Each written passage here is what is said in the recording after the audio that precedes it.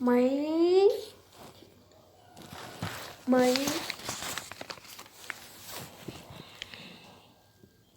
mấy ngày nay cháu giúp đỡ người yêu.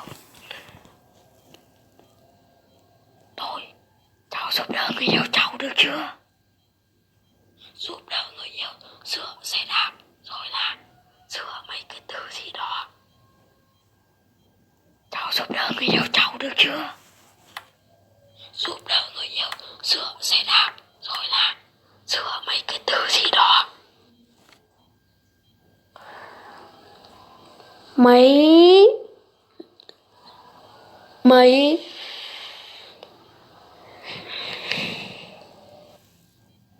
ngày nay cháu giúp đỡ người yêu.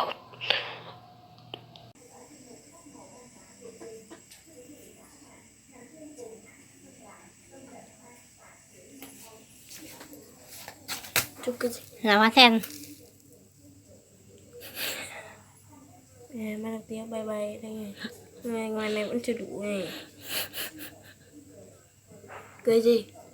Nhét miếng thịt vào mồm bây giờ. Sao?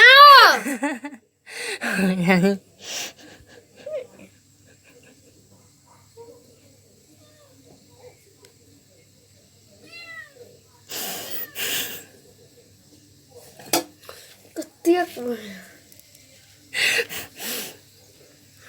Làm nốt đi nào. Thích bôi không? Không. Sợ này nếu đủ. Đủ. Làm được mỗi một cái nữa. Làm cái này à?